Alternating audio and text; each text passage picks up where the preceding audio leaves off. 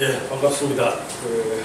여름도 지나고 가을이 되고 이제 봄학기 끝나고 가을에 이제 첫 강인데요. 오늘 이제 원문은 80강인데 주제 자체가 동이족은 한민족의 원류일까 이렇게 질문을 하면 사실 너무나 당연한 거를 질문하는 것처럼 인식할 수가 있거든요. 근데 오늘 강의 들어보면 아시겠지만 우리가 동이족 할 때 이걸 종족 집단으로 이해해야 될지, 뭐 강역 공간으로 해서 이제 지역 집단으로 이해해야 될지, 또 문헌에 나오는 것만 가지고 동이족을 얘기해야 될지, 아니면 꼭 지금 최근에 밝혀지는 뭐 고고학적 자료를 가지고 뭐 포함시켜야 될지, 이런 문제들을 한 번쯤은 생각을 해봐야 돼요. 보통 우리가 보면 우리 상식을 가진 대부분의 한국인들은 한민족의 조상이 동이족이라고 상식적으로 그렇게 다 이해를 하고 있고, 언론에서도 사실 늘 우리 조상들, 특히 상고사나 고대사 얘기할 때는 동이족이 우리 조상인 것처럼 그냥 상식적으로 기술을 하거든요. 또 2002 월드컵 같은 데도 보면 그 붉은 악마 상징으로 이제 치유상을 이제 깃발로 해가지고 전 세계에 많이 알렸는데, 그 치유 같은 경우도 보면 사실 우리 문헌에는 전혀 나오지가 않고 그 환단곡이나 규원사화 같은 데만 치유가 등장할 정도로 정사에는 전혀 나오지가 않거든요. 그래서 한번 생각을 해봐야 되는데, 치유 같은 경우도 국경대학의 역사학계 교수였던 전백찬 같은 경우는 대부분 이 치유를 남태평양계처럼 인식을 해요. 우리하고 다르게 그렇게 인식하고, 실제로 중국 문헌 자료에 보면 치유가 제일 먼저 등장하는 게 주나라 때 책에 나오는데, 그때 나오는 치유는 사실은 초나라하고 관련된 것처럼 기술이 되어 있어요. 이게 우리가 흔히 아는 뭐 저기 탕록대전하고 이런 게 나오는 건 사기가 되어서야 나오는 치유에 대한 관념들이에요. 그래서 그런 부분도 좀 생각을 해봐야 되고, 물론 이제 우리나라 같은 경우도 강단사학에서 대부분 치유가 우리 조상이 아닌 것처럼 인식을 하고 있고, 제야사학자들은 다 치유가 이제 우리 조상들이라고 인식하고 있고, 그래서 이런 부분에 대해서 우리가 생각을 해볼 필요가 있어요. 근데 우리가 민족의 원류를 따질 때 보면 지금도 대부분의 사람은 한민족 초기 공동체의 원류들을 알타이나 바이칼 쪽에 기원하는 것처럼 상식적으로 많이 얘기해요. 그래서 북방민족이라고 생각을 하거든요. 그랬을 때 이 북방민족이라고 규정하고 싶은 생각하고 동이라고 규정하고 싶은 생각하고는 또 안 맞아요. 왜냐하면 상식적으로 동이라고 하는 사람들은 기본적으로 산동반도나 회화 지역에 살던 사람들을 지칭하기 때문에, 우리가 북방이라고 해놓고 또 동이족이 우리 조상이라고 이렇게 하면 그 양자가 사실 성립이 안 된다는 거죠. 서로 맞지가 않는다는 거죠.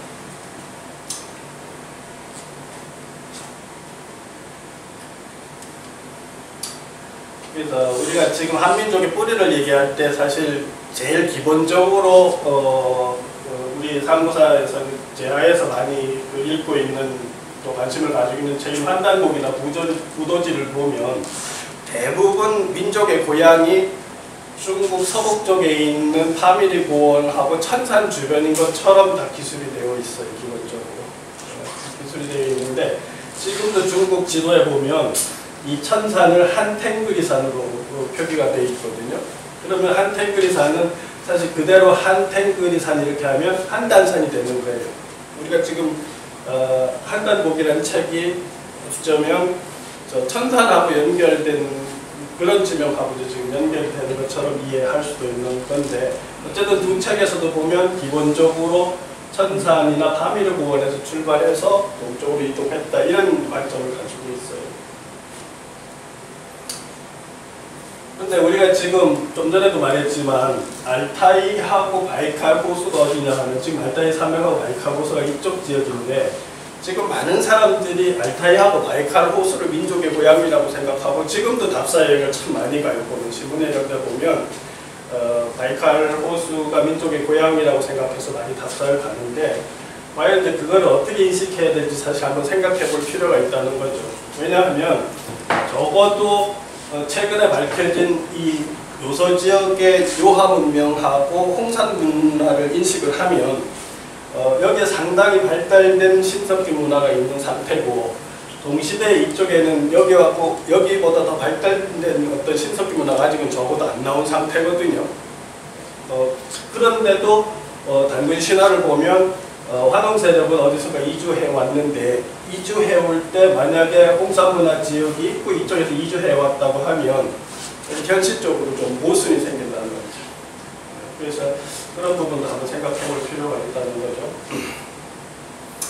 그래서 우리 한국인의 기원이 북방 몽골 쪽일지 중원 쪽일지 이렇게 우리가 생각을 해볼 필요가 있는데, 그 단국대학교 그 인류 유전학 유전학을 전공한 김욱 교수가 DNA를 조사를 해가지고 발표한 내용에 보면, 한국인의 유전자를 분석해서 추적해 보니까 우리 조상의 주류는 중국부의 황허 양쯔강 일대 농경문화를 꼽혔던 사람들이 훨씬 더 많더라는 거예요. DNA 상으로. 그래서 일부만이 북방에서 왔을까 이렇게 주장을 하시거든요. 그러니까 지금 우리가 상식적으로 한민족의 기원을 북방 쪽에다 대고 있는 것이 지금 자꾸 자료가 드러나고 연구하는 것하고 괴리감이 있다는 거죠.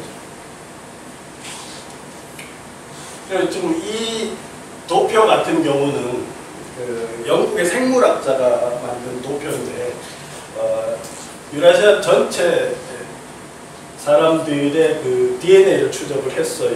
그 DNA를 추적하면 뭐 이렇게, 제가 생물학자가 아니니까 여러 가지 유형이 있다는데, 적어도 지금 한반도하고 관련된 거하고 이렇게 요 주변을 보시면 지금 O형으로 나타나는 것이 중국 중원하고 한반도하고 사실은 가장 가까워요.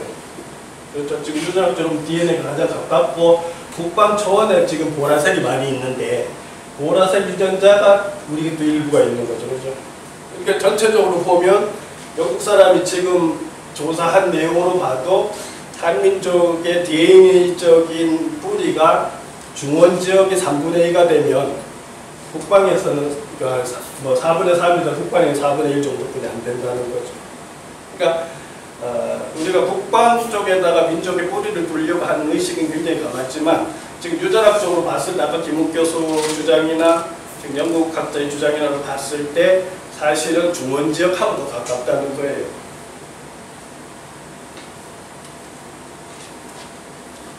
그래서 우리가 지금 보면 이 상고사에 대해서 아직 정립이 제대로 안 됐기 때문에 자꾸 북방 초원 쪽에다 더 강력한 어떤 민족의 뿌리를 두려고 하는데, 그게 이제 민족 초기 단계 그 역사가 정립이 안 돼서 그렇다는 거죠. 제가 공부해서 자료를 정리하는 입장에서 보면 크게 봤을 때 세 그룹이 있어요. 한민족 초기 공동체를 주대하는 사람들이. 하나는 신석기 시대 북방에서 내려온 사람들이고, 둘째는 중국 중원과 동북 지역에서 이주한 사람들이고, 셋째가 천산 주변에서 동쪽으로 이동해서 한반도까지 들어온 사람들인데, 물론 이제 남방에서 온 사람들도 있지만, 이렇게 이관점으로 보면 사실은 중국 중원하고 연결되는 사람들이 비중이 더 많고, 초원에서 들어온 사람들이 비중이 좀 적은데, 이게 아까 유전자에서 나타났듯이 그런 식으로 나타난다는 거예요. 그러니까 중원 쪽에서 온 사람들이 비중이 더 많고, 초원에서 온 사람들이 더 비중이 떨어진다는 거죠.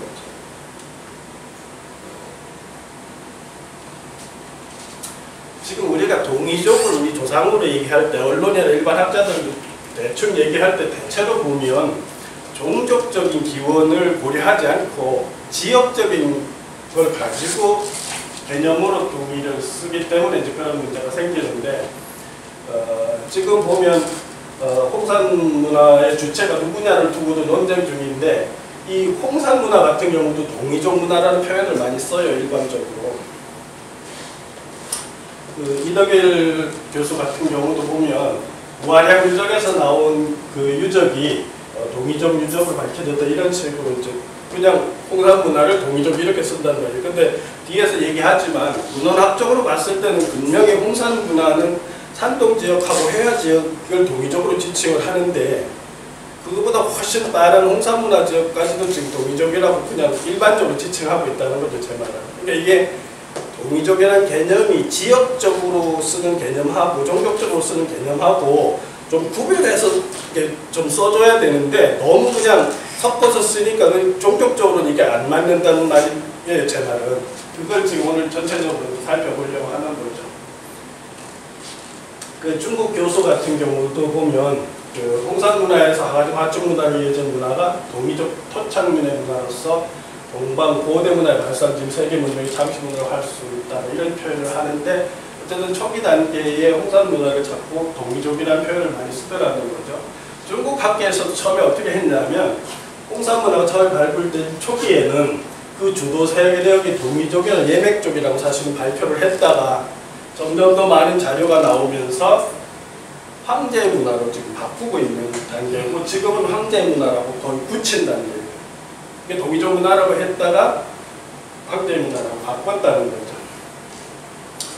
그래서 중원 지역의 상황도 같은 경우도 사실은 홍산 문화 지역에서 갈라져 나온 황제 후예가 하나를 정복하고 건립한다는 이런 식의 설명을 하고 있어요. 중국에서도. 그래서 우리 역사 중고등학생들 진짜 역사 교과서에도 보면 지금 보면 문헌학적으로는 이들 지역만이 선진시대의 동이라고 나와요. 분명히. 그러니까 진나라 이전에는 이들 지역만 동이라고 나오는데 이들 지역을 동이라고 문헌에서 지칭할 때는 한나라 이후 사서에서 동이라고 칭한단 말이에요. 그런데 여기에 살던 사람들하고 이 전체에 살던 사람들이 이게 지금 종족 개념으로 쓰면 신석기 시대부터 한 종족인 것처럼 이해가 돼야 되는데 그게 아니라는 거죠, 제 말은. 그래서 우리가 일반적으로 그냥 한민족 조상이 동이족 할 때 한 번쯤 생각을 해보자는 거예요.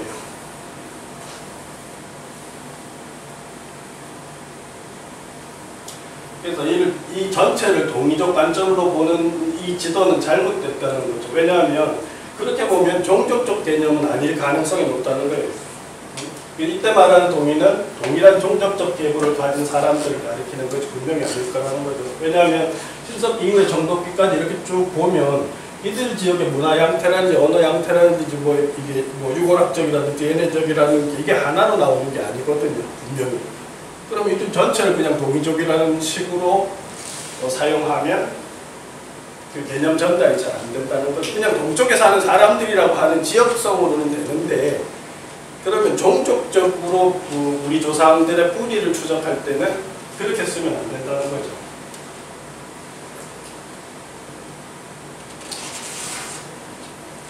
이 문헌만 가지고 보면 동이라는 사람들이 어떻게 되냐면 이 선진시대, 그러니까 진나라 이전, 진시황이 통일하기 이전에 나온 문헌만 근거로 해서 보면 동이족은 분명히 산동반도 주변하고 폐하 유역에 있는 사람들만 가리키는 게 확실하다는 거예요. 그러면 문헌에서 동이지역이라고 동북지역을 동이라고 지칭할 때 한대 이후 중원 세력이 이들 지역을 모두 장악한 이유인데 이제 그래서 문헌학적으로 볼 때는 홍산 문화인을 동이족이라고 하는 건 잘못이라는 거예요. 왜냐하면 진나라 이전에는 분명히 동이족을 산동하고 회하 지역을 가리키는 그들 지역에 사는 사람들이라고 분명히 문헌에 기록되어 있는데 그보다 앞선 동북지역의 홍산문화 지역에 있는 사람들을 동이족이라고 하면 그 문제가 있지 않냐는 거예요, 제 말은. 근데 이런 걸 좀 생각해보고 우리가 조상이 동이족인지 아닌지 생각을 해보자는 거예요. 왜냐하면 나중에 홍산문화를 주도했던 사람들하고 환웅세력하고 합쳐서 단군조선이 만들어졌는데 그들이 사실은 한민족의 주류가 되고 주도권을 가진 사람들인데 그들을 과연 동이족이라고 말할 수 있느냐는 게 제 질문은. 그래서 우리가 상식적으로 동이족이라고 하는 그 표현을 우리가 좀 생각해보고 써야 되지 않냐고 지금 제안을 하는 거죠. 동이라는 개념이 처음으로 등장하는 것은 서경 주서의 중간편에 최초로 등장하는데 그 내용에 보면 성왕이 동이를 정벌하자 숙신이 와서 할애했다 이렇게 나오거든요. 그럼 여기서도 보면 이 지도는 이 동이가 성왕이 주나라로 동이를 공격해서 정벌을 하자 숙신이 와서 할애를 했다 이렇게 나오잖아요. 그러면 이 문장에서도 보면 동이는 여기를 지칭하고 동북지역에는 숙신이라는 공동체가 따로 있잖아요. 그죠? 그런데 이걸 왜 자꾸 동의를 같이 그냥 동의라고 하냐는 거 제 말은. 만약 이 숙신을 어떤 면에서 저는 이게 단순 숙신이라고 해도 큰 문제가 없다고 보는 편인데, 그러면 동의하고 여기 있는 집단하고 동일한 집단이라고 지금 하는 것뿐이 안 되기 때문에 동의라고 같이 하면, 그러면 이게 지칭하는 대상이 틀리다는 거죠. 그렇게 해가지고는 동의가 도대체 어떤 그 혈맥을 가지고 어떤 정신문화를 가졌는 것에 대해서 이런 구별을 가림이 안 된다는 거예요. 지금 제 말은. 그러니까 문헌으로 이렇게 돼 있고, 그 갑골문에는 인방이나 이방이라고 이미 상나라시대도 나온다는 거죠. 동쪽 지역을 가리킬 때. 그럴 때 지금 이방 지역이 나중에 동의가 되는 거예요. 주나라에 보면 지칭하는 게. 그럼 산동과 회화 지역 사람들만 주로 동의라고 지칭을 했다는 거죠.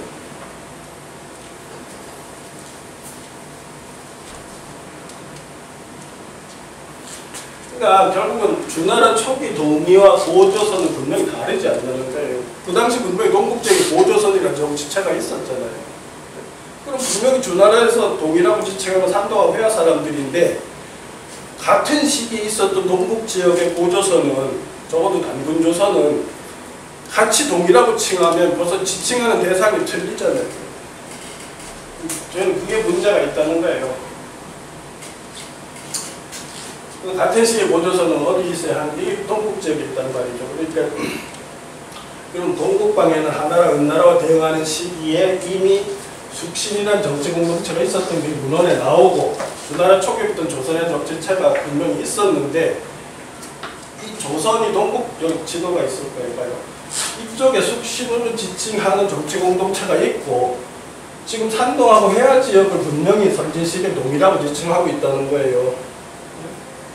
그러면 이들하고를 같이 동이라고 지칭하면 되느냐는 거예요. 그러니까 민족 뿌리 얘기할 때 그렇게 하면 분명히 이게 오류라는 거죠. 근데 우리가 너무 상식적으로 지금 여기가 진나라가 되면 다 중국에 편입이 되고 나서 한나라 이후부터 이들 지역을 동이라고 지칭을 하는데, 이때는 지역명이란 말이에요.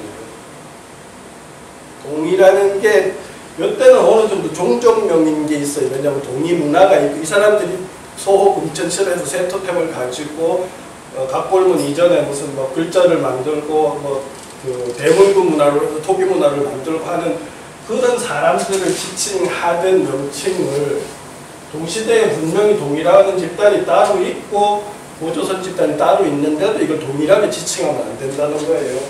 근데 그걸 생각 없이 지금 언론이나 학자들이 얘기하고 있다는 거죠. 실제로 그 자료에도 보면, 주나라 때 보면 동의의 수장인 서남이 부의를 이끌고 동방에서 나라를 열어서 이렇게 활동한 내용들이 있어요. 이 내용 같은 경우도 보면 대체로 어디냐 하면, 이들 지역에 있던 서남이 주나라 때 세력을 확장해서 동쪽으로 서쪽으로 공격을 해 들어가니까 이쪽에서 함부로 제압이 안 되니까 지역적인 연고를 주고 서남이라고 칭한단 말이에요. 그럼 서남이 보통 이때부터 500리 땅을 차지하고 있었다고 나오거든요. 그 기록에도 보면 36국에서 조공을 받았다 하는 그런 얘기 문헌에 나와요. 근데 그때도 사실은 여기 동이, 회화 지역에 있었던 동의를 말하는 거거든요. 이 내용이 그런 건데, 그러니까 동이라는 세력들, 산도가 회화 지역에 있었던 세력들은 사실은 진나라가 출현할 때 완벽하게 사실은 거의 대부분이 진나라로 편입이 되는 거예요. 그 사람들이 다 동쪽으로 이주해온 게 아니라는 거죠. 일부는 전쟁 통에 이주를 했겠지만 적어도 대부분의 사람들은 그냥 거기 있다가 중국화된 거예요. 어떻게 보면. 그러니까 산도와 회화 지역에 살던 동인은 춘추 시대를 거치면서 점점 중국 제후국에 예속되다가 결국은 이들 문화와 전체가 중국화되는 거죠. 그래서 서주시대 때 중국인에 동화되기 시작한 중국 대륙 안의 동이족은 진나라 출현으로 중국 민족을 완전히 흡수된다. 이게 뭐냐 하면 부산연이라는 학자가 한 게 뭐냐 하면 이하동서설이거든요. 그래서 사실은 중원에 있던 하족하고 동쪽에 있던 이족하고 합쳐진 게 중국이라는 주장을 한다고. 그러고 나서 실제로 한나라 이후에 이제 만주부터 해서 한반도까지를 중국 역사책에는 동이족이라는 편제를 집어넣어요. 그러니까 이렇게 했을 때 동이라고 할 때 종족적으로 보면 한반도 전체, 만주왕 전체까지 동이라고 하는 것은 지역명이고 이 종족명으로 할 때는 산도가 회화 지역으로 구분해서 봐야 된다는 거죠.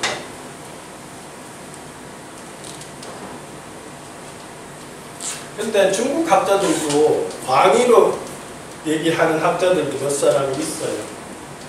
서량지라는 사람이 지금 우리 국사 교과서에서 동이, 오미하고 비슷한 얘기를 해요. 그 사람이 뭐라고 하냐면 중국 사전사화라는 책에서 이전부터 은나라와 주나라 이르기까지 동이족의 활동 범위는 실로 포괄적인데 이는 지금의 산동성 전북, 허베이성의 발해연안, 허난성 서부, 안우이성의 중북부 지역, 또 후베이성의 동쪽, 그리고 요동반도와 조선반도를 포함한 광대한 지역이 동이들의 지역이고 산동반도가 그 중심이다. 이런 식으로 얘기하는 학자도 있단 말이에요. 근데 이런 관점을 가진 사람이 서량지 말고도 또 있어요.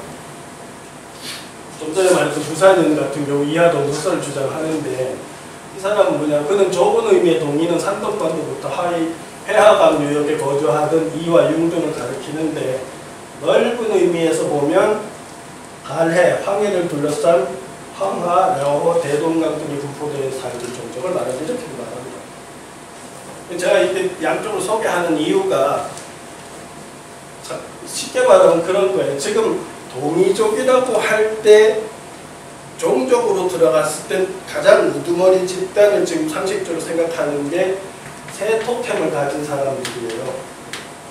동이라고 하는 사람들이 소호분철 쓰거든요.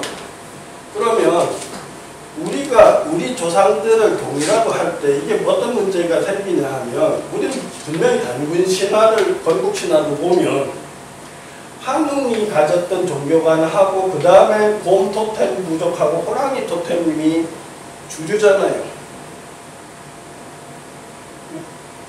근데 동이는 새 토템 부족이란 말이에요. 지금 그 대체적으로 합의하는 게 물론 거기에 뭐 호랑이 토템도 들어가고 하게 들어갈 수 있는데 주로 이제 논지를 보면 새 토템인데 그러니까 제가 지금 오늘 얘기를 해보고 싶은 게 뭐냐 하면 그래서 이런 부분에 대한 이해를 하고 나서 조상이 동이족이라고 쓸 때 그 개념을 우리가 생각해보고 써야 된다. 적어도 종족적으로 들어가면 문제가 있다는 거죠.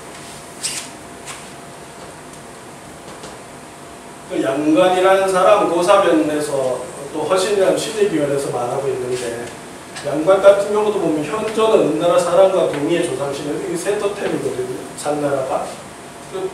또 같은 제 동이는 은나라 사람과 동족 그 신화 역시 뿌리가 같다고 이렇게 해서 동의하고 이제 상나라 사람들이 동이적이라 하면서 세토템을 얘기해요. 근데 허신이라는 사람은 시대기원에서 어떻게 얘기하냐 하면 동부 혹은 동북에서 발흥한 제준 일족이 은상인의 선조가 되며 이들이 산동지역의 대문고를 창시했다. 이렇게 얘기합니다. 이게 무슨 소리냐 하면 이 사람은 지금 홍산문화 지역에서 제준이 발흥을 해서 이 사람들이 밑으로 내려가서 산동지역으로 가서 대문구 문화를 만들었다. 이렇게 얘기를 하는 거예요. 이게 지금 제가 복잡하게 얘기하는 게 뭐냐면 지금 이 사람 같은 경우는 홍산문화가 나오고 난 고고학적인 자료를 가지고 지금 얘기를 하는 거예요.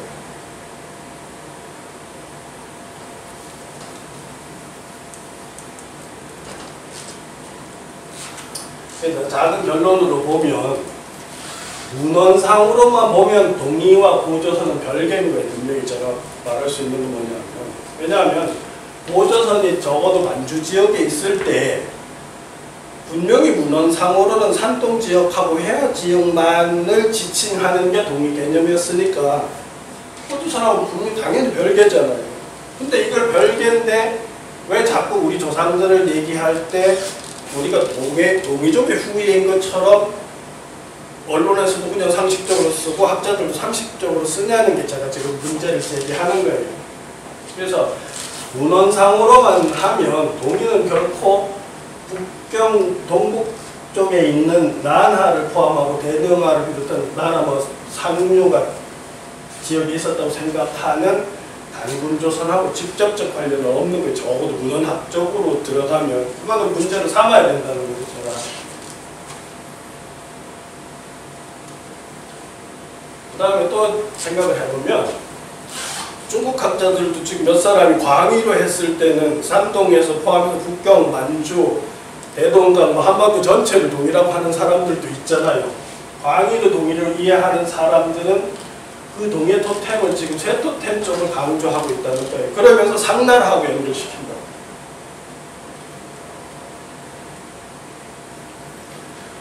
그래서 그들이 진짜로 광의의 그런 동의 지역이라고 이렇게 얘기를 한다 해도 한반도를 포함하는데, 그래서 광대한 지역에 살던 사람들이라고 할 때도 중국 학자들이 생각하는 동의는 새 토템을 주로 하는 상나라 조상과 같은 족속이라고 지금 얘기를 하고 있다는 거죠.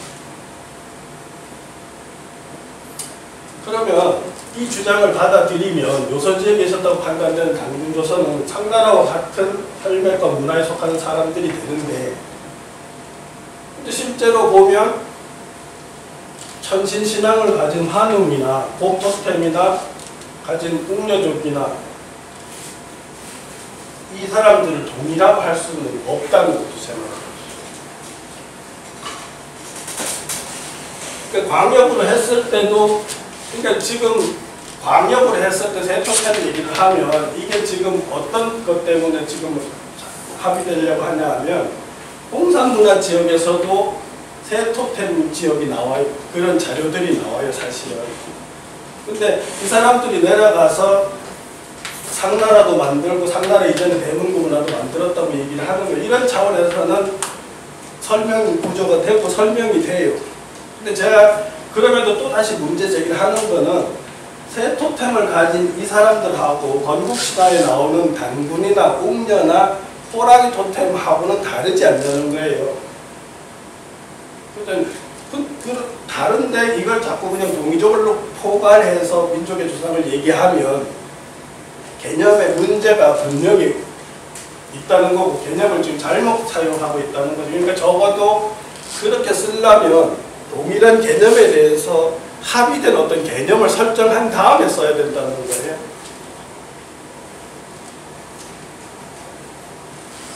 그래서 결론 셋을 그렇게 되면 만약에 지금 광의의 새 토템을 가진 광의의 조선을 동의 지역을 얘기하면 그러니까 기자는 사실은 자기 조상 땅으로 다시 온 거예요. 유화 지역에서 내려가서 한나라를 만들었다가 다시 동쪽으로 옮겨 기자는 자기 고향으로 옮게 되는 거예요. 조상의 고향으로 완전히.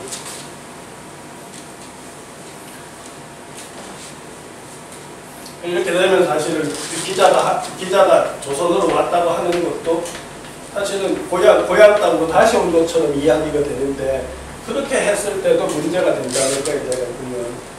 왜냐하면 기자족 상나라족이 가지고 있었던 세토템하고 단군조선이나 그 전국시대 조선의 주도층이 가지고 있었던 의식들하고는 다르단 말이죠. 근데 주류일 수는 절대로 없는데 그걸 주류처럼 얘기하면 문제가 있다는 거죠. 그래서 장광재 교수라고 굉장히 유명하신 분인데 일단 이 사람도 그래요. 기자가 동쪽으로 간 것은 자신들의 조상 땅으로 간 것이 되고 기자가 망명한 주민들은 기자와 혈맥과 문화가 같은 사람들이 되는데 이렇게 되면 그 동이족이 발해만 북쪽과 한반도까지 퍼져 살았다면 결국 기자와 함께 들어온 상나라 유민들은 한민족이 진액이 되는 거예요. 그럼 이렇게 되면 결국은 이런 식의 동이족 개념으로 이렇게 들어가면 그러니까 한민족은 흔히 우리도 많이 얘기하듯이 상나라하고 동일한 주민이 되는 거고 스님급도 동의가 되는 거고 이렇게 되면 이런 식으로 우리가 하나의 어떤 그 종족으로 연결고리가 생기는데 우리가 건국신화를 단군신화를 할 때는 이렇게 단순하지가 않다는 거죠. 이 상나라 계통, 세토템 계통의 동이족하고 우리가 이게 일괄적으로 연결이 안 된다는 거죠. 그래서 작은 결론을 내리면 단군조선은 분명히 세토템이 주도하는 나라가 아니라는 거예요. 근데 동이족은 뒤에도 나오지만 지금 중국에서는 요한문명하고 홍산문을 어떻게 보려고 하냐 하면 곰족하고 세토템이 주도권을 가졌을 거라고 생각을 하는 거예요. 근데 이것도 지금 중국 애들 입장으로 설명이 되는 게 뭐냐 하면 우아량 홍산문화, 우아량 유지에 나온 여신묘가 있어요. 근데 그 여신이 앉아있는데 좌우에 뭐가 토템이 있냐면 곰 토템하고 새 토템이 모셔집니다. 그러니까 이 사람들은 지금 중국 애들은 이때 곰족은 황제고 새 토템은 제준이라고 보는 거예요. 그러면 황제하고 이 사람들이 상나라의 조상이 되거든요. 제준이 신화적으로. 그럼 결국은 요한문명, 홍산문화 전체가 지금 중국을 주도한 사람들의 근원지가 뿌리가 되는 거예요. 이 사람들이 다 내려가서 중원을 장악해서 중국 문명을 이룬 것처럼 지금 설명하고 있다는 거죠.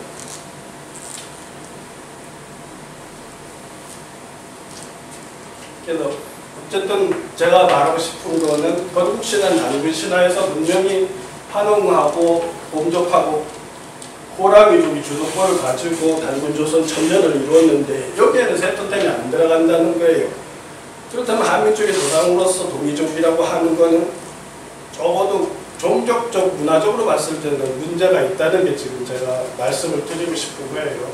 그러니까 너무 학자들이 신문에서 생각 안 하고 쓴다고 지금 제가 주장을 하는 거죠. 그래서 지금은 사실은 아까 앞에서 말했지만 문헌으로 봤을 때는 분명히 동이족의 고향은 산동하고 그 밑에는 회화 지역이 동이족의 고향인데 지금 고고학적으로 요한문명이 발견이 됨으로 해서 이 사람들의 뿌리가 지금 여기가 되는 거예요. 그런 주장을 할 수 있는 단서들이 나오는 거죠. 그래서 한민족하고 동이 그리고 홍산문화를 연계해서 생각하려면 최근 중국 학자들이 주장하는 일부 학설에 우리가 관심을 가질 필요가 있는데 동이의 기원과 학산 문제를 이전과 다른 차원에서 다뤄야 된다는 거죠. 그러니까 그 전에 그 문헌학적인 것만 할 때하고 다른 차원으로 새롭게 생각해 볼 필요는 있다는 거예요. 그래서 지금 보면 이게 조보문화라는 데서 나온 도자기고 이거는 홍산문화에서 나온 거거든요. 조보문화는 기원전 5000년에 4400년, 우아량문화는 기원전 3500년인데 이렇게 새 토템을 중시했다고 생각하는 문화가 요한문명과 홍산문화에 나온다는 거예요. 그러니까 이걸 가지고 최근에 중국에서는 동이족의 뿌리를 여기까지 올려잡는 거예요, 지금.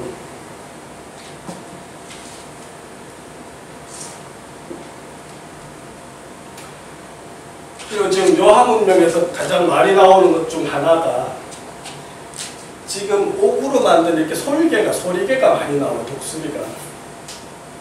그러니까 지금 요한문명이 발견되면서는 새 토템 문명이 동북아시아에서 요한문명하고 홍산문화 지역이 가장 빨랐을 거라고 추정되는 자료들이 나오니까 지금 문헌으로 봤을 때 산도가 회화 지역에 있었던 동이족들의 원고향이 요한문명 홍산문화 지역이라고 지금 주장을 한다는 거죠.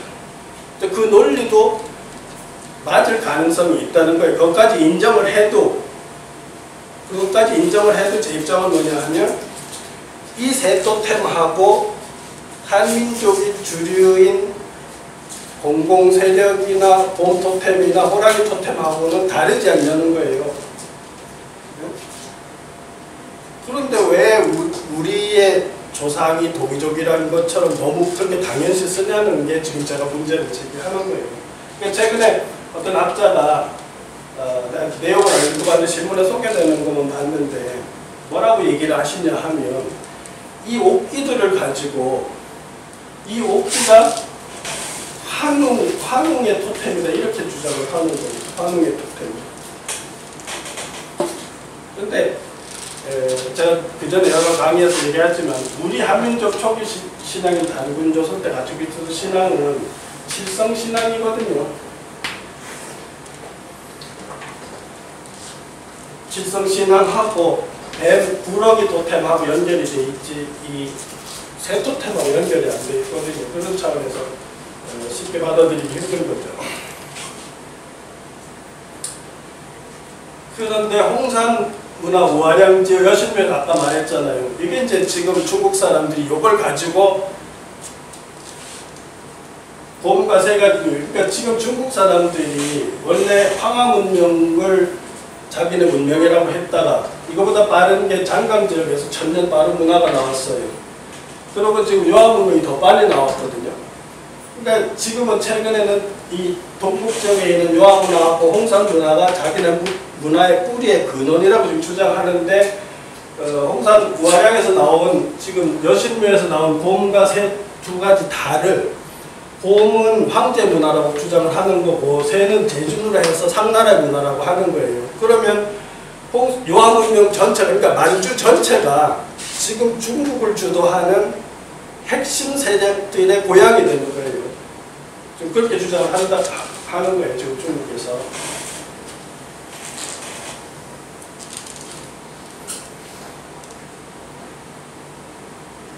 그러니까 지금 이 사람들이 논리를 맞춘 거는 처음에는 산동 지역의 동이가 대문구문화라는 걸 만들고 이 사람들이 상나라를 만들었다 이렇게 주장을 했어요. 조금 넓혀서 아래만 북쪽에 있다고 이 고향이라고 얘기하다가 홍산문화가 발견되니까 완전히 이 지역이 이들의 원고향이라고 지금 얘기를 하는 거예요. 그럼 중국의 모든 역사 문화의 뿌리는 동북 지역이 되는 거예요. 지금 가장 근원적인 뿌리는.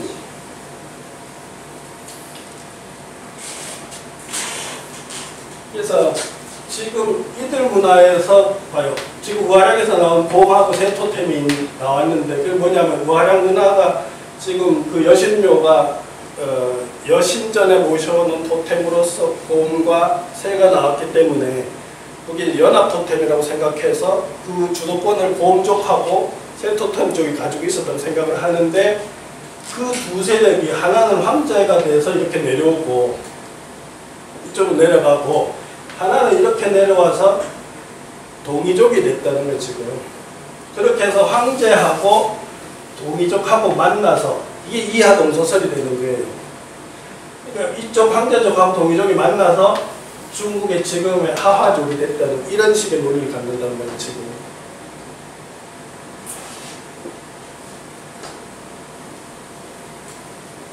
이랬을 때 제가 지금 얘기하고 싶은 건 뭐냐면 쟤들이 지금 하는 학설을 주장을 다 100% 안 믿는다 해도 어쨌든 쟤들은 지금 그렇게 밀고 나가고 있거든요.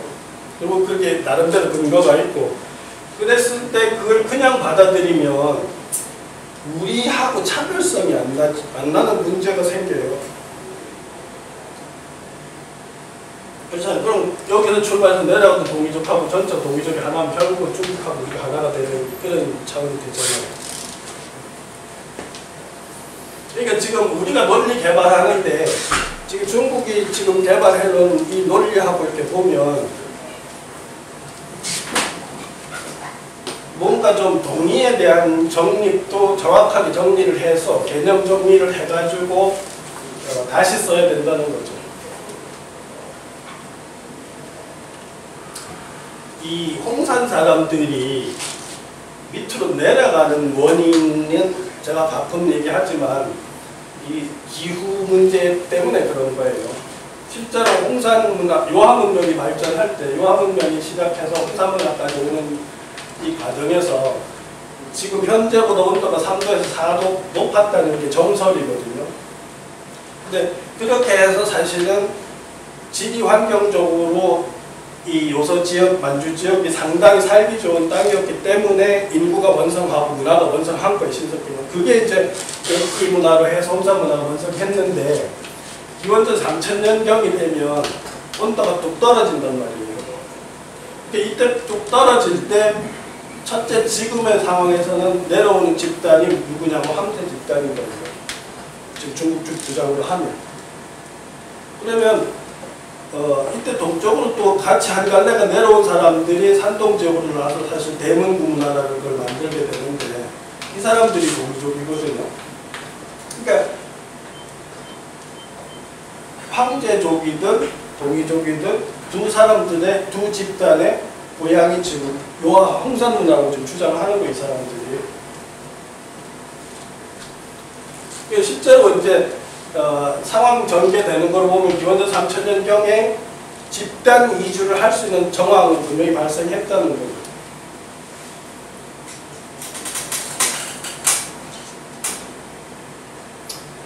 그러면 지금 우리는 봐요. 지금 동이족이라고 지금 일반적으로 얘기할 때는 기본적으로 세 토템을 얘기하는데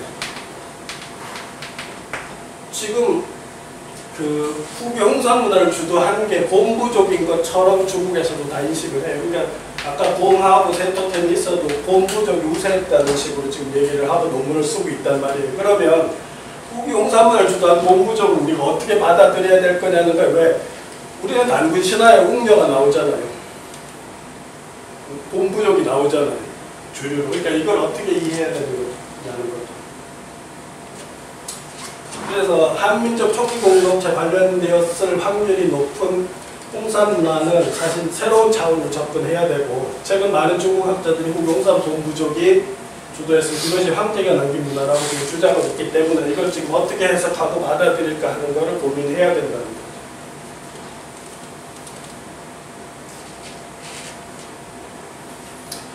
그래서 이 곰부족이 지금 후기 홍산문에서 나온 곰부족이 지금 중국에서 황제 문화라고 주장하는 근거가 그냥 걔들이 막 주장하는 게 아니고 자기네 문화의 어떤 기록이나 이런 것들을 가지고 지금 주장을 하는데 그게 지금 대여섯 가지가 돼요. 첫째가 뭐냐 하면 전설 속에 나오는 황제는 일정한 거처 없이 여기저기 옮겨다니며 생활하는 북방 유목 어려 민족이었을 거예요. 이때 황제족이 북방에서 내려왔을 거라고 지금 얘기를 하고 둘째는 황제와 염제, 황제와 치우가 전쟁을 벌인 판천대전하고 탕록대전을 한 지역이 어디냐, 그게 어디냐, 북경역이 있으면 동북쪽으로 대동이 있거든요. 대동 가기 전에 이들 지역에 판천과 탕록이 있거든요. 그러면 이들, 대전을 한 이들 지역이 요소 지역하고 가깝다는 거예요. 그러니까 가능성을, 두 번째 가능성을 제시하는 거고 셋째는 주나라 무왕이 황제 후손을 북경 동북쪽에 있는 개 지역에 포함하거든요. 근데 이것도 그쪽으로 보낸 이유가 그곳이 황제 연고지였기 때문에 보냈을 거다 이렇게 주장을 하는 거예요. 그 다음에 넷째는 황제와 용문화가 연결되는데 홍선문화 지역에는 옥전용이 나오고 옥전용이라고 이렇게 C자형된 그 옥으로 만든 전용이 나와요. 보듯이 용문화의 발생지가 홍산문화 지역이라는 점을 드는데 실제로 이것도 학자들 대체로 용문화가 만주에서 기원했을 거라고 생각을 하는 거예요. 이 다섯째는 옥전용 중에도 금을 원용으로 하는 곰을 원용으로 하는 곰용이 있는데 이게 우아령 여신면 남쪽에서 보이는 저쪽에 보이는 산이 있는데 현재도 그 산을 곰산이라고 한다는 거죠. 그래서 이런 것들을 제시하면서 황제하고 연결된다고 생각을 하는 거예요. 중국 때는 그렇게 주장을 하는 거예요. 근데 그런 주장들이 뒤에 더 자료가 더 있어요. 최근에 이제 더 주장을 하게 되는데 일단 자료가 있어 보니까 곰부족 황제부족 남아 탕록대전인데 이게 보면 이걸 어떻게 인식을 하냐면 지금 중국 학자들이 기원전 3000년경 이전에는 사실은 동북지역하고 중원지역하고 동쪽하고 문화권이 약간 이렇게 구별돼가지고 독자적 문화가 형성돼서 발전을 하다가 기후가 갑자기 변동되는 그런 상황이 발생하자 사람들이 이동하기 시작했다는 거예요. 그러니까 북쪽에서 이동해서 내려오고 지금 이거는 뭐 사람들이 오해할 수도 있지만 적어도 중국 사람들 앞에서 얘기했지만 치우 계통은 동정호 지역에서 묘족의 조상으로서 올라왔다 얘기를 하거든요. 어쨌든 이 사람들하고 여기 있던 영제하고 세 집단이 투쟁하는 그런 상황들이 기원전 3000년경에 벌어졌는데 그게 탕록대전이고 판천대전이라고 이제 얘기를 하는 거예요.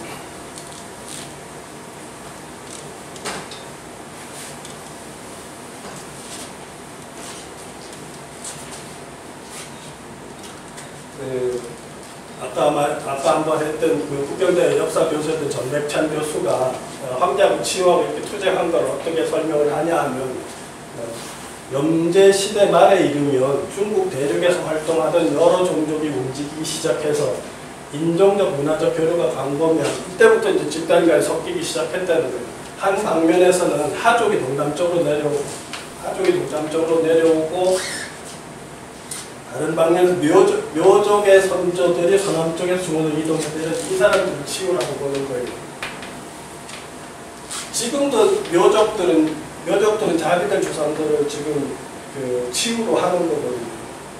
그러니까 1990년대 이후에 중화 3조당이라고 지금 판천 탕록대전한 그 지역에다가 중국들이 3대 조상을 모시는 큰 신전을 세웠어요.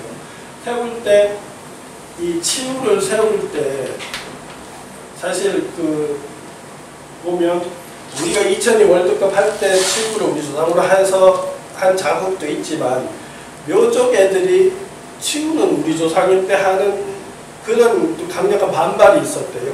근데 그것까지 포함해서 자기들이 치유까지 포함해서 중화민족의 3대 조상이라는 것을 통해 가지고 지금 현재 중국인들을 결집시키기 위해서 중화 3조당을 만든 거거든요.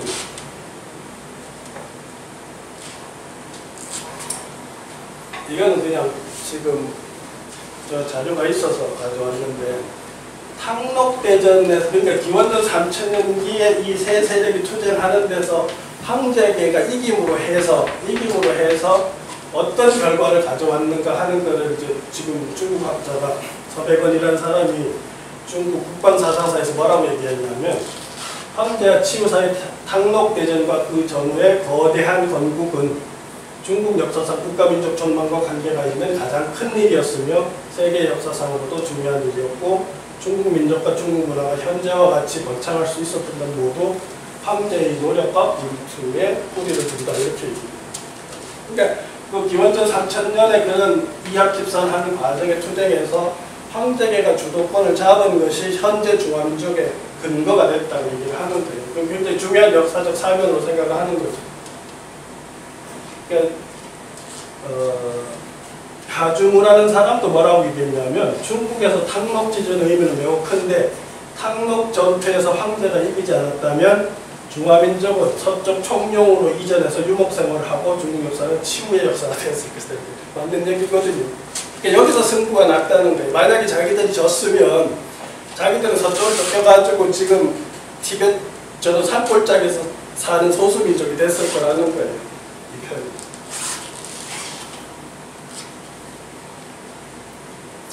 그래서 이제는 싫거나 좋거나 간에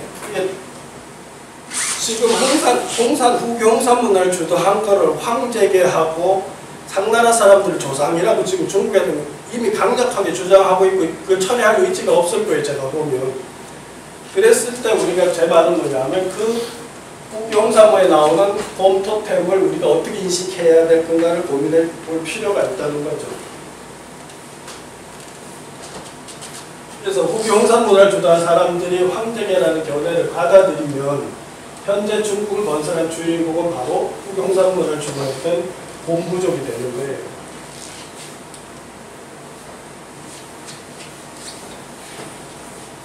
그래서 제가 책에다가 이런 소제목을 썼어요. 이렇기 때문에 홍산문화가 황제 유산이면 황제계인 웅녀는 황의 부인이 된다는 거예요.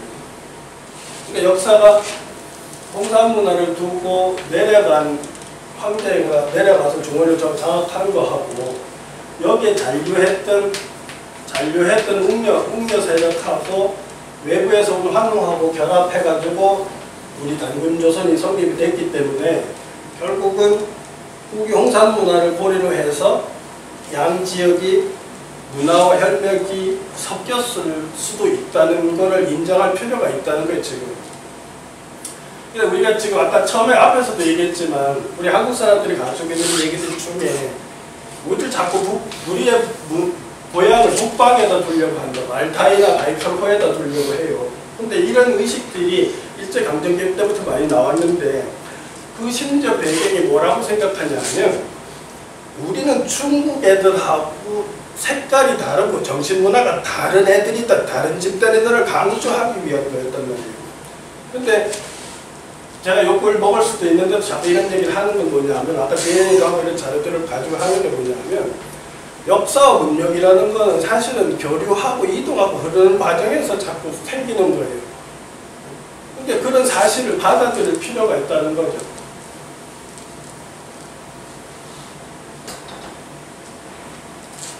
그래서 이렇게 제목을 달았는데 1980년대 이후 발견되고 있는 홍사문화를 비롯한 유화문명이 한민족 조사과 관련이 있을 거라고 주장하는 최근의 한국 견해나 홍사문화가 황제 혹은 전후 보양씨가 남긴 문화라는 중국 측의 주장은 사실은 양쪽 다 입장은 별 차이가 없다는 거예요. 왜냐하면 우리도 홍사문화를 몰랐기 때문에 그게 우리 문화라고 과거에 주장한 사람도 없고 그런 글도 없고 중국 또한 몰랐기 때문에 황제 문화라고 주장하는 게 없었는데 하고 있는 거예요. 그러니까 어차피 여백이 있는 데서 새로운 문화가 나왔고 그걸 우리식으로 연결해서 단군조선하고 연결하려고 하고 중국은 황제하고 연결하고 하는데 이 관점은 누구 잘못이 아니고 사실은 그렇게 볼 여지는 있다는 게 객관적으로. 왜? 새로운 상황이 발생했으니까.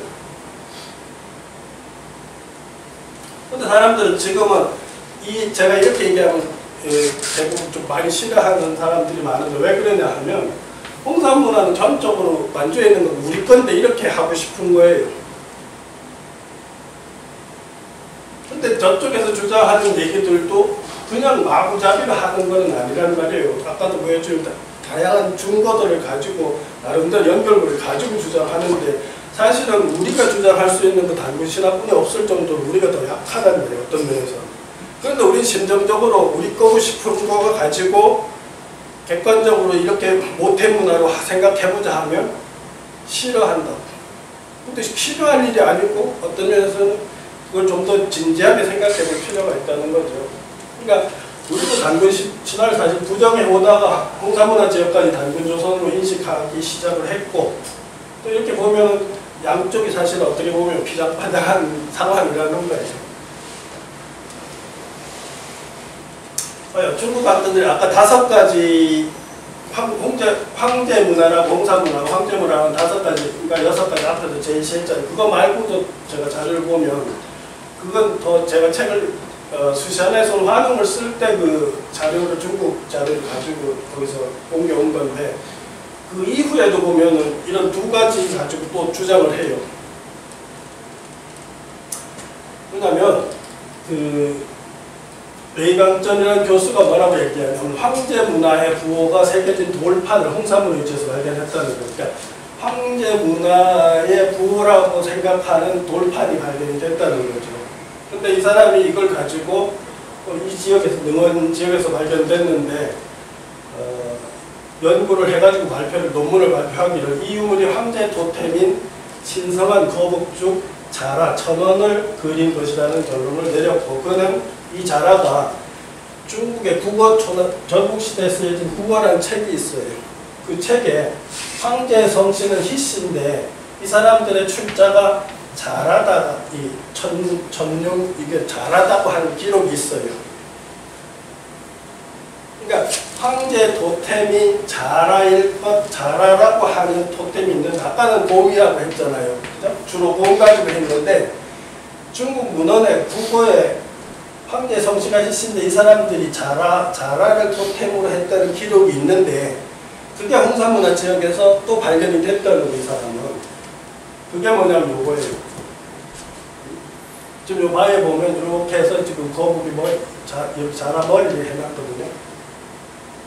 그러니까 요게 국어에 나오는 황제의 토템일 거라고 이 사람이 얘기하는 게 뭐냐면 우린 지금 단군 신화에서 웅녀라고 하는 단서 하나 가지고 우경산 문화가 우리 단군 신화하고 연결시키려고 하지만 얘네들은 지금 다양한 방법으로 지금 하고 있다는 거예요.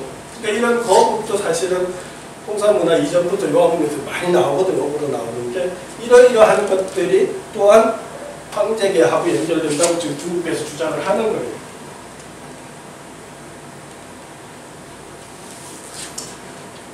또 보면 중국 학자가 곰토템은 이 사람 이렇게 하는 사람도 있어요. 다 우리는 배제하는 게 아니라 홍산문화 곰토템이 황제의 문화인 동시에 웅녀의 문화일 수도 있다고 얘기하는 학자도 있단 말이에요. 예수세진이라는 사람인데 보시면 상하이 교통대학 교수인데 신화학회 회장이래요. 이 사람이 논문을 책에서 뭐라고 얘기하냐면 동북지방에서 출토되는 곰토템 유물은 문헌에 나오는 황제 융씨의 융국과 관련이 있는데 동시에 한국의 단군 신화에 나오는 곰토템의 풀이도 5천여 년 전 홍산문화와 관련이 있을 것이다. 이렇게 얘기하는 거예요. 이게 무슨 소리냐? 아까 제가 이 표현을 책에다 쓴 게 이게 성립이 되는 거예요. 저 말이. 국용산문화 곰토템 황제 거면 내려가서 중원을 장악했고 남아있던 곰부족은 단군 신화의 웅녀가 된다는 거예요. 그러면 뭐냐면 만주 홍산문화가 우리로 들어온 문화하고 모태문화가 된다는 거예요. 그러니까 지금 동북공정을 하면서 사실은 동북공정을 하면서 중국에서 세우는 동북공정을 극복한 논리를 못 만들고 있거든요. 합계나 제하나 다 못 만들어요 지금. 그럼 차라리 이 모태문화로 설정을 하면 제가 보면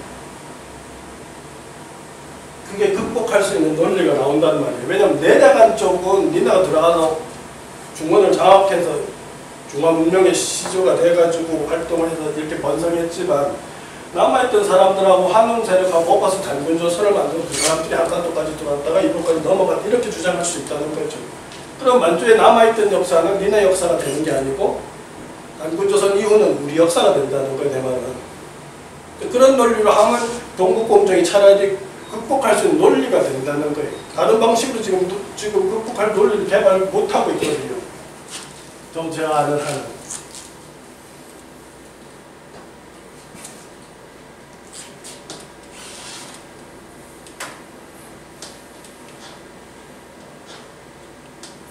결국은 황제 시선이 지금 홍산문화에 꽂히고 제준의 시선도 지금 홍산 이렇게 되면 지금 중국의 입장에서는 홍산문화라고 하는 것 자체가 황제의 고향이고 동이족인 상나라의 조상들의 고향이 되는 거거든요. 그러니까 이것 또한 제가 보기에는 어쨌든 쟤들이 이런 논리를 앞으로 계속 더 보태지 철회할 생각은 전혀 없어요. 지금 제가 알기로는 지금 중국 애들이 뭘 하냐 하면 산해경이라고 아실 거예요. 산해경이라고. 이 전국시대에 쓰여진 일종의 지리지 비슷한 건데 각 지역의 풍토지 비슷한 거거든요.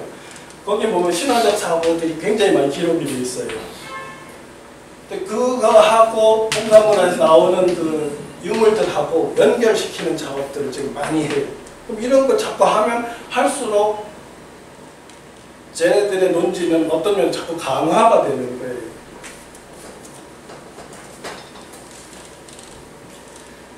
보면 지금 중국 사람들의 일반적인 생각도 여기서 읽을 수 있는 내용인데요. 보면 이중태라는 사람, 이 사람은 책 한 권 쓰면 하여튼 책 200만 권, 300만 권씩 팔린대요.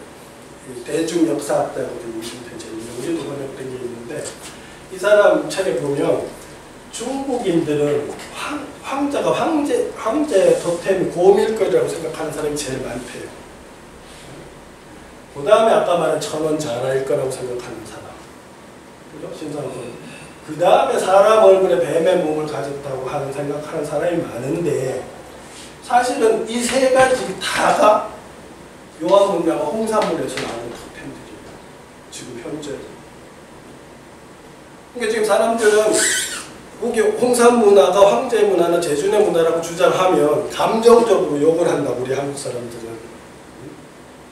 지네가 나도 그런 얘기 강의할 때 1950년대까지 중국 땅에서 태어나고 자란 어떤 엘리트나 정치가도 북경 동북 쪽이 자기네 고향이라고 얘기한 사람이 한 사람도 없어요.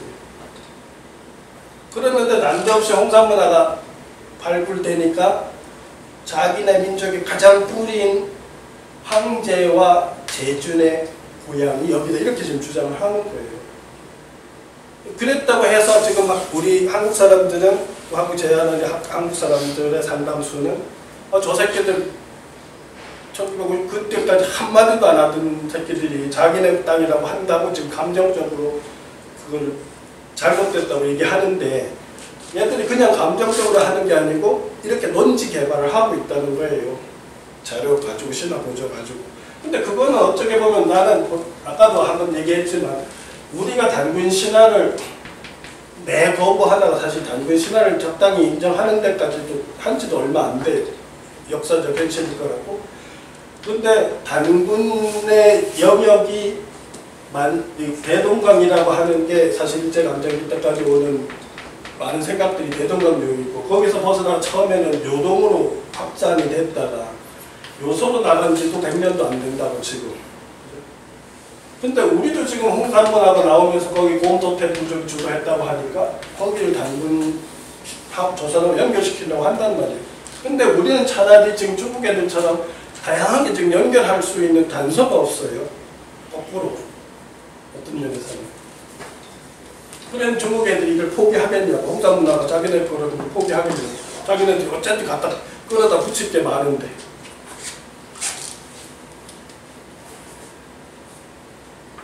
그래서 저는 그런 게, 이 홍산 문화를 중국하고 한국의 모태 문화로 보자는 거예요. 어떤 면에서.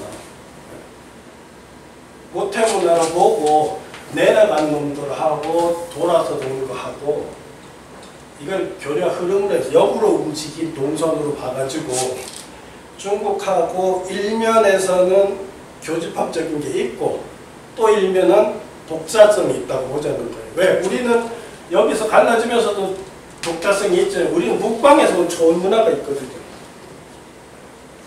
이게 엎어졌으니까 우리의 독자성도 인정하고 공유되는 면도 인정하고, 이런 식으로 상부시대의 역사 흐름을 읽어내는 게 좀 더 합리적이고 바람직하지 않냐는 거죠. 이 얘기는 결국 그런 얘기예요.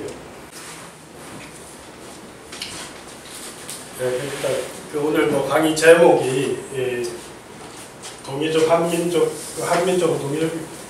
동이족의 후예인가 하는 걸 이제 주제를 했는데, 앞에서도 좀 얘기했지만 사실은 동의 개념이 문헌학적 개념하고 종족적 개념하고 지역적 개념하고 혼동해서 쓰는데, 나는 그게 이제 신문이나 이렇게 전문가들이 할 때마다 그게 좀 안타깝더라는 거예요. 왜냐하면 분명히 그런 개념으로 쓰면 혼동이 오는데 아무도 그걸 지적을 안 하고 그냥 지금도 현재도 아마 일단 동이족 치면 그냥 홍산문화도 동이족, 선진문화도 동이족 이런 식으로 다 표기가 되거든요. 근데 아까도 말했지만 분명히 그 모순이 있다는 거예요. 그래서 한민족은 저는 뭐 계속 제가 하는 입론에서 새로 주장하는 거지만, 단군 왕검 사회는 단군 조선은 동이공공을 뿌리로 하는 건 맞아요. 맞는데 동이와 공공을 이 주도하는 것 맞단 말이에요. 맞는데 공공하고 곰 토템 쪽이 주류고 동이족하고 호랑이 토템은 비주류였을 거라는 거잖아요. 근데 비주류를 주류라고 말한다는 거예요. 지금 제가 지금 강조하고 싶은 거는 지금 전체적인 역사 흐름으로 봤을 때. 그래서 그냥 단순히 너무 광의적으로 동이 그렇게 하는 거는 우리 민족의 정체성을 얘기할 때 정보 전달이 정확하게 안 되고 있다는 거예요. 그래서 이런 얘기를 해보는 거예요. 그래서 단군 조선의 주류는 분명히 한국인 공공이고 그 다음 세력인 고부족이고 동이는 이제 그 다음으로 이해해야 되는데, 따라서 적어도 새 토템족은 동이의 주류에 참여한 정도지 동이족 자체가 주류는 아닐 거라는 거예요. 그러면 아유.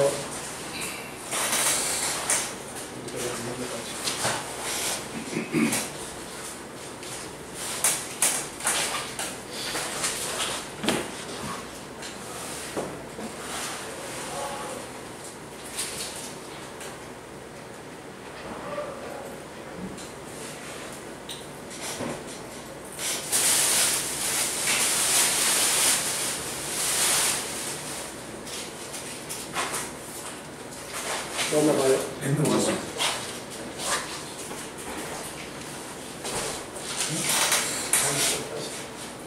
그때는 다시 나중에 편집하려니. 예, 어쨌든 오늘 주제가 한민족 동해 후예인가 이런 주제로 했는데 그 동이라는 말을 우리가 너무 쉽게 사용하고 있어요. 보편적으로. 우리도 그렇고 언론도 그렇고 학자들도 그렇고. 그런데 그 삼국 초기에 적어도 건국신안 단군조선을 중심으로 해서 한민족 초기에 형성되는 과정을 이렇게 흐름을 분석해 보면 동이라고 하는 개념을 조금 더 사력 있게 사용할 필요가 있다는 것을 지금 제가 주장을 하는 건데, 사실 제 입장에서 보면 우리 단군조선이 동이공공이 주도한 사회인 건 맞아요. 동이공공이 주도한 사회는 맞는데 공공세력은 칠성신앙을 가지고 뱀 토템을 가진 사람들이고 동이족은 새 토템하고 뱀 토템을 가진 이런 사람, 호랑이 토템 이런 사람들이라고 추정이 되는데, 이 사람들이 주류가 아니고 약간 비주류처럼 참여가 된 것이 현실이라는 거죠. 그래서 제가 지금 얘기하고 싶은 거를 이거 다시 올려놓은 건 뭐냐 하면, 지금 현재 그렇잖아요. 문헌상으로 봤을 때는 선진 지역에 동이가 있을 때, 적어도 진나라 이전에 동이가 있을 때 동북 지역에 단군조선이 있었단 말이에요. 그러면 여기서 지칭하는 동이하고 당시의 단군조선 세력의 주도 세력들하고는 전혀 다른 그룹이라는 거예요. 적어도 종교사상적으로도 토템적으로도 차이가 나는 집단이라는 거죠. 이제 그런 차원에서 동의에 대해서 잘 생각해 봐야 되고, 또 한 가지는 이 홍산 문화를 지금 중국에서는 곰 토템 부족하고 새 토템 부족이 주도 세력이었다고 지금 추정하면서 곰 토템 부족은 황제가 돼서 황제 세력으로 내려갔고, 새 토템도 다시 전우기고 이 동쪽으로 내려온 대문구를 만들고 상나라를 성립시켰다, 이런 식의 논리를 주장을 하는데, 이런 과정에서 우리가 동이라는 개념을 봐요. 지금 국사 교과서처럼 이렇게 아니면 광의로 동의로 하면 어떤 모순이 발생하냐 하면, 지금 중국에서 주장하는 거로 하면 홍삼을 주장하는 황제 곰토 때문에 동의죠. 그죠? 지금 광의로 하면 그렇게 되잖아요. 그러면 우리가 동의의 후손이 되면 역설적으로 우리가 지금 많은 사람들이 염두에는 동의는 산동과 회화에 있었던 동의들이 상나라의 조상이고 이들이 우리하고 관련이 있을 것처럼 지금 상상하고 있는데, 이걸 광의로 했을 때 지금의 중국의 주장까지 포함시키면 어떤 모순이 되냐 하면, 후기 홍삼문을 주냈던 곰토 때문에 동의가 되고 그 사람들이 황제가 됐으니까 그럼 황제도 동의다, 이렇게 되는 거예요. 분명히 논리적 모순이 있잖아요. 그러니까 지금 내가 아는 한국 사람들이 우리 조상이 동의다고 할 때는 상나라의 조상인 요 대문구 문화를 주도했던 요 사람들하고 한민족하고 연결됐다고 지금 생각을 하는 거예요, 사실은 많이. 근데 그랬을 때도 그 문화가 있을 때 동북 쪽에 단군조선이 있었기 때문에 동이라고 하는 것도 모순이라고 지금 얘기를 설명을 하는 거죠.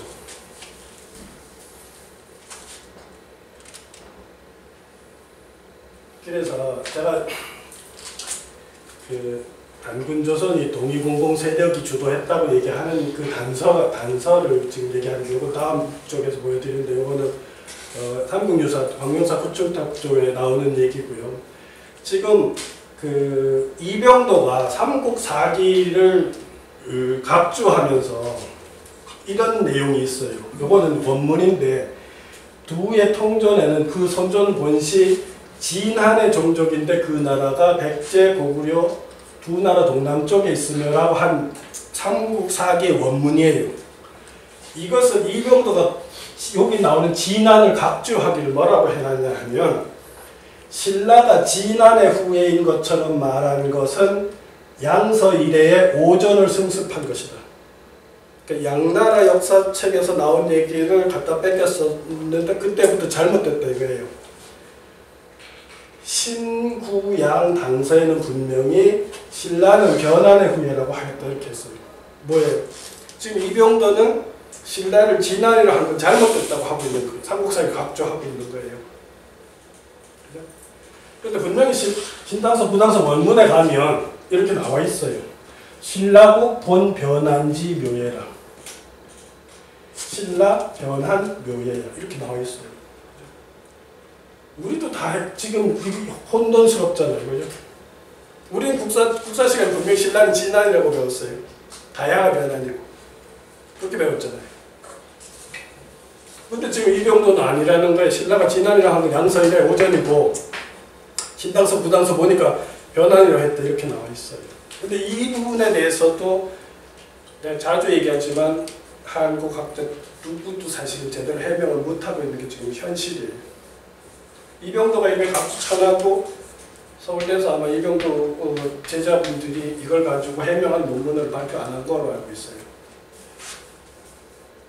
그만큼 해석이 쉽지 않은 거예요. 분명히 지금 진안하고 변안이라는 이 집단이 신라에 사실은 둘 다 포함이 되어 있는데 이병도는 이걸 부정하고 이쪽 변안을 지금 긍정해 놓은 거예요. 근데 이게 그래서 봐요. 제가 지금 동의공공을 얘기하는 게 뭐냐면 요 내용이 뭐냐면 삼국유사 그 황영사 부충탑조에 있는데 자장 스님이 남겨놓은 얘기예요. 자장 스님이. 너희 국왕은 인도의 찰리 종족의 왕인데 이미 불기를 받았으므로 남다른 인연이 있으며 동의공공의 족속까지는 각자한테 분명히 기록이 돼 있어요. 근데 이게 이 문장을 사실 해석하는 게 지금까지는 이게 무슨 소리지 하고 다 그냥 넘어간 거예요. 사실 아무데게 논문 쓴 적이 없어. 심화한 사람은 어떤 사람은. 여기서 말하는 게 뭐냐면 너희 국왕 지금 김씨왕은 인도의 찰리 종족 석가족하고 연결이 된다고 지금 얘기하고 있어요. 있는데 동의 종족 공공의 족속 가짜는 이건 뭐냐 하면 신라가 진안 박시계로 출발했잖아요. 그죠? 그러다가 석시로 넘어갔다가 지금 김씨로 넘어왔잖아요. 그러니까 너희 김씨들은 인도 찰리 종족하고 연결을 되어 있는데 이전 주도 세력하고 너희들하고는 틀리다고 말하고 있는 이 문장이.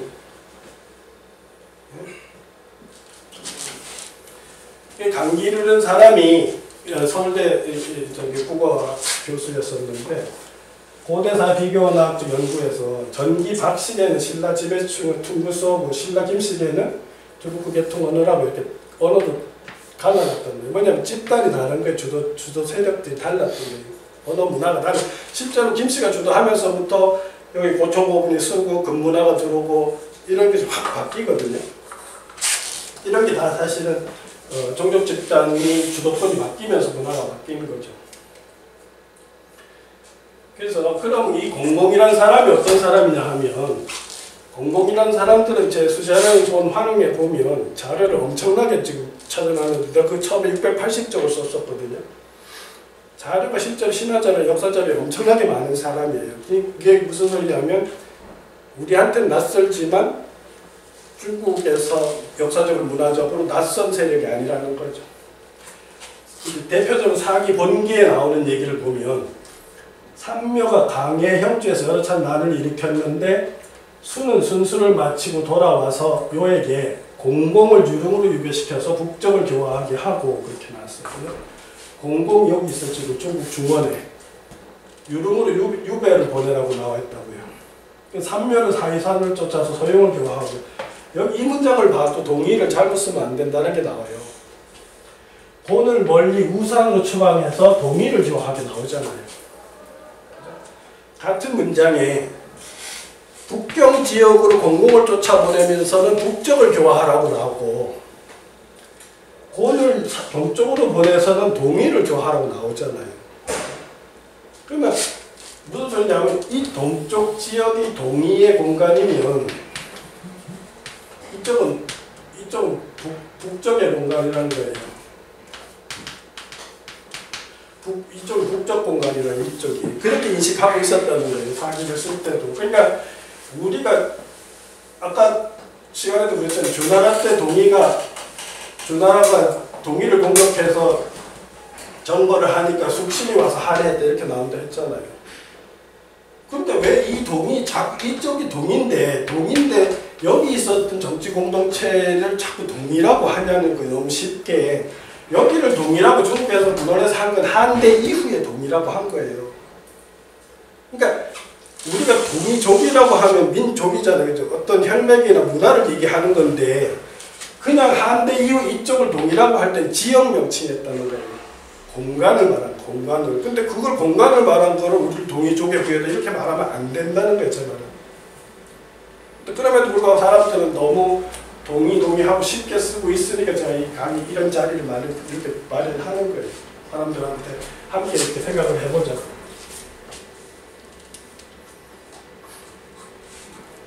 그럼 지금 공공이 와 있던 여름에 답사도 갔다 왔는데 지금 미룬현 지역이 원래 단주였단 말이에요. 수나라 때 단주, 단목나무 단자가 나오는 단주였단 말이에요.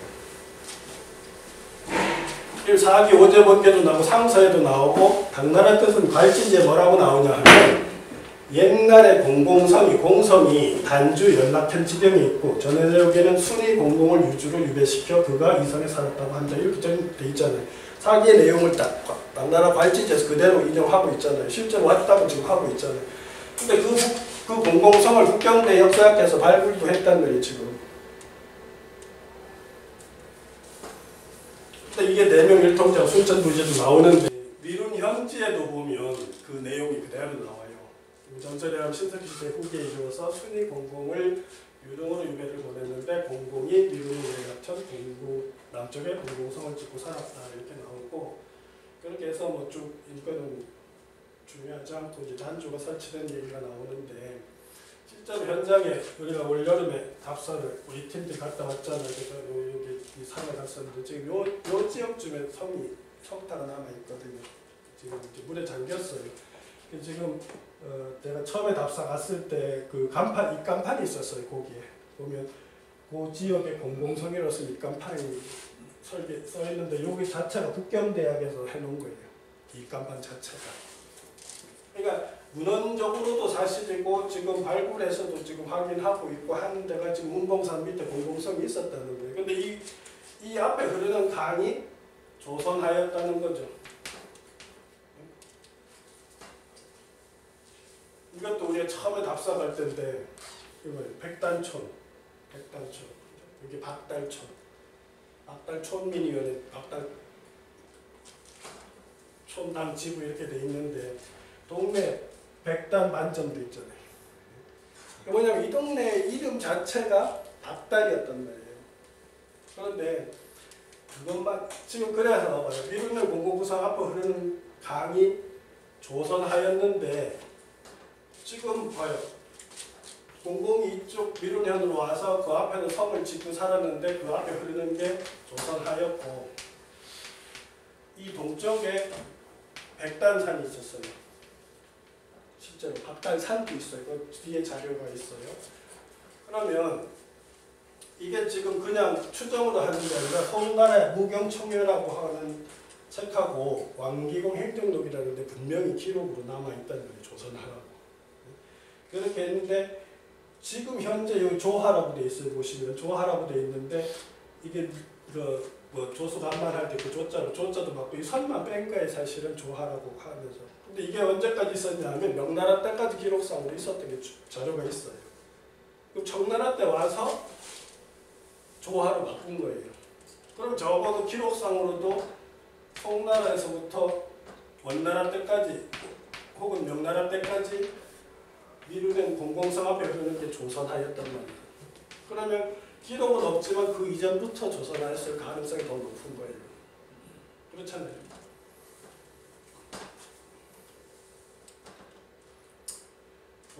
여기 보세요. 명일통지에 나오는데 백단현이라는 이름을 폐현하고 미룬현으로 고치고 그 남쪽에 백단산이 있다고 나오죠. 박달산이 있잖아요. 지금 현재도 백단이 지금 미룬 현성의 가장 중심 지역에 지금 무슨 공식 사무실 있잖아요. 그게 지금 그 백단에 있어요. 지금 현재 미룬 현청 이 백단에 있다. 근데 지금 여기 통제도 보면 남쪽에 백단산이 있었다고 그러잖아요. 그러니까 박달산이 있었던 거예요. 우리 여도 박달재 있죠. 박달. 우리나라 박달 백단지가 굉장히 많거든요. 그게 다 뭐냐면 단군왕검 시대 문화유적이라고. 그러니까 박달나무가 자라고 그 고을의 가장 신성한 산을 다 박달산이라 했단 말이에요. 그게 다 전신하고 교통하던 그런 공간을 박달산이라고 하는 거죠.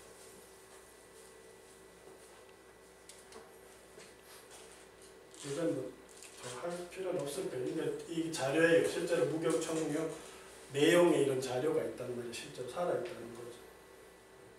단주가 있고 나오고 조선하고 나오잖아요. 왕기공 행정론에도 나오고 그 다음에 이 원나라 때 운몽상에 쓴 책에도 보면 조선하 대도가 당시 국경이거든요. 오늘 국경에 대해서 기술한 책인데 석진 지지빌에도 조선하가 나오더라는 거죠. 그럼 적어도 송나라 무경청에서부터 원나라 운몽상에 쓴 석진 지지빌까지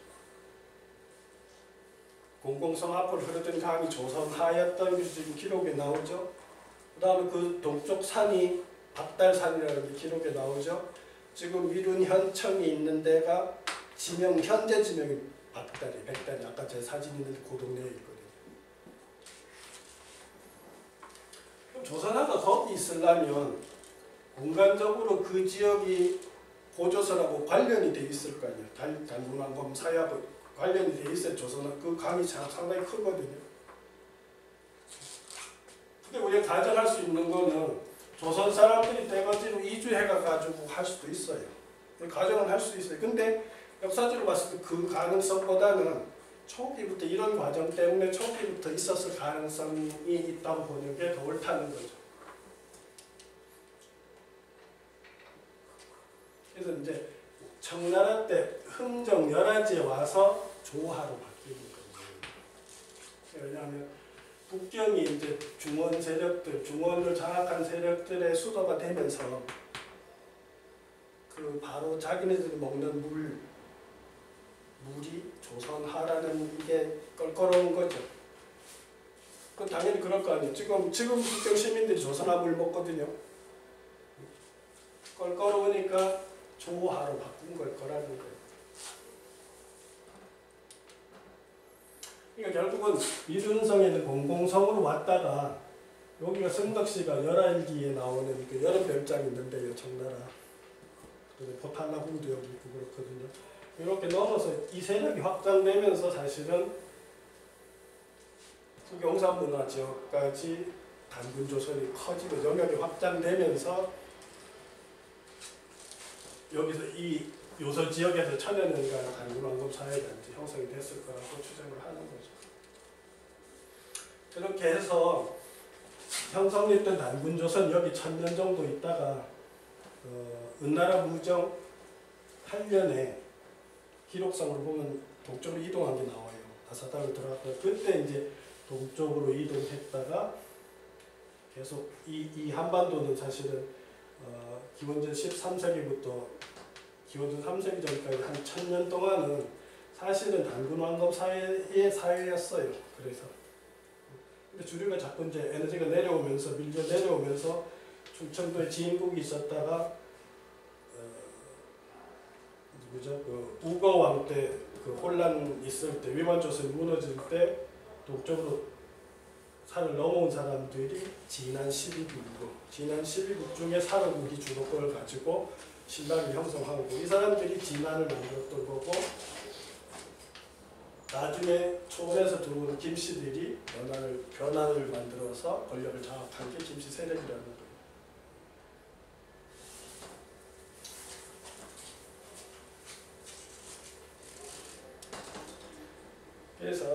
제 결론은 그런 거예요. 적어도 우리가 단군 신화를 건국 신화로 인정할 때 적어도 단군 조선의 주류는 공공족하고 곰부족이고 동이계인 새 토템족하고 호랑이 토템족이 그들과 함께 했을 건데, 그러니까 동이공복이 합세를 했을 건데, 적어도 우리가 단군 조선을 건국 신화를 하고 상황을 살펴봤을 때 동이가 주류가 아니라는 거예요. 그러니까 우리가 그냥 너무 쉽게 동이족에 후손을 하게 되면 동북아 역사 흐름을 읽어내는데 뭔가 좀 틀이 안 맞는다는 거죠. 따라서 우리 민족을 이야기할 때 동이족에 대한 개념 정의 없이 동이족의 후손 운운하는 것에는 문제가 있다는 거고, 그러니까 단군조선의 주 종교는 칠성신앙이고 곰신앙이었고 호랑이 산신신앙은 중요한 종교 중 하나였는데 이들이 동이계통에 들어가요. 제가 보면 그런 관점에서도 세토템족이 동이족을 단군조선의 주류라고 하기는 어렵고 그들은 단군조선에 참여했던 소수파였을 거라고. 그러니까 지금 오늘 전체로 얘기하는 거는 그 흐름을 나누어서 인식해서 동의에 대한 개념을 잘 설정해서 봐야지 그냥 막무가내로 동의로 하면 분명히 모순이 있다는 거예요. 지금 설명하지만 그렇잖아요. 상식적으로 그렇게 하면 지금에 와서 아까도 한번 말했지만 산동을 포함해서 홍산문화 지역을 포함 한반도까지를 만약에 다 동의의 강역이었다 이런 식으로 하면 홍산문화를 주도한 것을 곰토템하고 새토템인데 이 두 주류 세력은 중국에서는 지금 황제와 이거는 제준으로 해서 금나라의 조상으로 보는데, 그러면 어떤 모순이 되냐면 황제 상나라 모두가 동이족이고 결국은 중원하고 한반도 전체는 그냥 동이족의 나라일 뿐인 거예요. 논리가 그렇게 되잖아요. 그러니까 그래서 내가 오늘 시간을 갖는 거예요. 이 개념을 나누어서 보면서 동의에 대한 개념 정의를 차라리 하든지, 그러면 여기서 쓸 때는 선진문헌에 나온 개념으로서 동의다. 여기서 쓰는 개념은 그냥 지역 명칭으로 동의 이렇게 나눠서 쓰지 않고 그냥 동이족 그러면 동이족 할 때 족이 들어가면 종족과 문화를 포함한 거를 얘기를 해야 되는 거예요. 그런 것을 우리가 생각을 해보자고 내가 오늘 시간을 이렇게 마련해서 설명을 해봤어요. 네, 수고했어요.